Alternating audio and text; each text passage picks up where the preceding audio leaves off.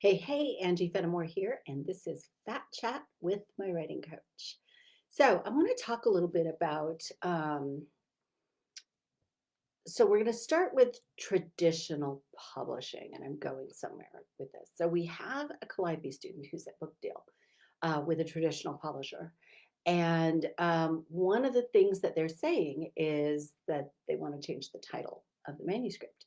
And so she and I have been, and I have permission to talk about this, but I have to talk about it in absolutely very vague terms because it's not, they're in negotiations. So um so this particular author, the title of the manuscript really fit early on. She's been working on it for years, and it was a series of essays that, with my coaching, she actually put it in arcs, so it tells the story in leads, with trifail cycles. And so, at the beginning, that title really fit what it was, and spoke to it being the manuscript being kind of like these series of essays that didn't really go anywhere, um, but were delightful. Okay, well written, delightful, hilarious. And they want to change the title, which now fits better with what it is. But here's the thing, that original title was so good, so compelling, so hilarious, so great. But what the publisher's looking from, and here's why a traditional publisher, by the way, will retain the rights to the title and the cover design, is because they know what sells. They know what will have a book get picked up off the shelf, or somebody click, yes, buy with one click at Amazon. They know what works in cover design and in titles, which actually gets people to buy the book and then they read the book, right? So it's an overall intention. You're looking from the big picture, right? Not just like what you love as a title. So something that, if you're interested in being traditionally published, which is how you can reach the widest possible audience, is you want to let the publisher do the thing that they are experts at, which is selling massive numbers of books. So there you go. Okay, so which leads me to the next thing.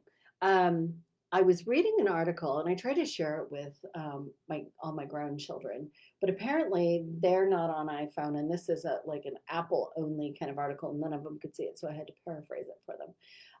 But this article was about Steve Jobs and how he selected for intelligence people to work with. And that's what they were looking for. It's like this creative genius, right? And what Steve Jobs found, was that determining somebody's genius isn't about looking at their transcripts or what university they graduated from. It's about looking from seeing, like, do people see globally or not? Okay, so globally, what I mean is the big picture, the bird's eye view, right?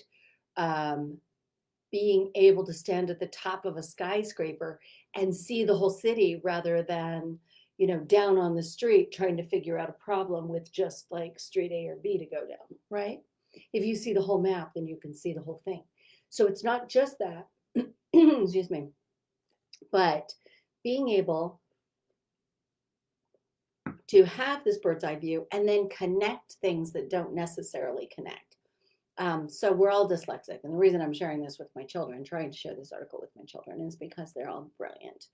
And we're all dyslexic, all of us. So this is what I did with the tools that we use in Calliope, is, be able to make connections. Well, what makes a bestseller? What makes something praiseworthy? What are all of them doing? What are the common denominators, right? Which is how I developed the Calliope methods, and the Calliope tools that are so effective. But my children all do this. And so the point is that this can be learned, right? It's not like we're all born creative geniuses. We all do this when we're little. And then it gets trained out of us, because in order to succeed in school And to succeed in the larger tribe, you have to get down on the street and see A or B street to go down, which trains out of you seeing globally. Okay.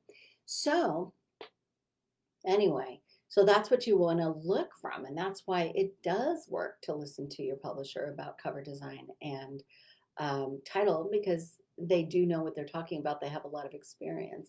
And even if are writing, you know, your writing has high literary quality, um, it's not always smart to go with a really literary title, not at the beginning.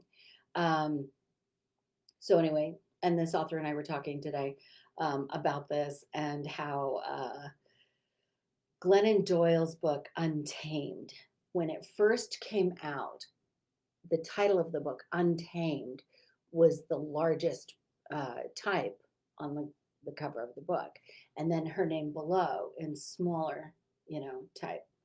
And now that it's like this phenomenal, bestseller, it's flipped. So Untamed is smaller on the book title, and then her name is larger, because it's actually not about the title of the book that has people buying it. It's her name that is, creating more massive sales. Okay. So now I'm doing this early in the day. I know I usually do it right around 8 o'clock p.m. Mountain Time, right? And we're doing it a little bit earlier because I want to remind you about this really fabulous opportunity to hear about Plotter tonight at 7 p.m. Mountain Time. I'm going to put this in the chat. So here's what Plotter has done. This is an extraordinary tool that allows you to plot your manuscript, and you can use this at any stage. You can have a completed manuscript. I've taken a manuscript that I've been working on for several years that's more than half finished and put it in there, and I was able to see, oh, wow, okay, here's the bird's eye view. It's like Plotter allows you to stand at the top of the skyscraper and see the entire story so that you can move things around. It's so easy to use, and it's such an extraordinary tool, but that's what they've done. I put that together this morning while I was reading the news and saw this article about Steve Jobs. It's like, yeah, Steve Jobs would have hired the Plotter guys, but that's what they've done, is taken something that we naturally have to look from down on the street to see how a story is going to work, and given you a tool where you can just like zoop right up to the top of the building and see the whole story at once and move things around so that your story can congeal and make sense, and you're not having to hold all this information in your head, or jot it down and then go through notes, and then or like I do, have to read several chapters before you start writing again to remember what happened here. It's fabulous. Okay. And it's extraordinary. It's super, super ridiculously affordable. But if you want to hear about Plotter, click that link right there and register. We only have 100 spaces. That is it. So get in there and register and check this out.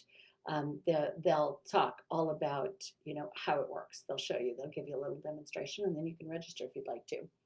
All right. That's my invitation to you. All right. So I know this is a quick one today, but I want to leave you with a challenge to be telescopic and microscopic AF.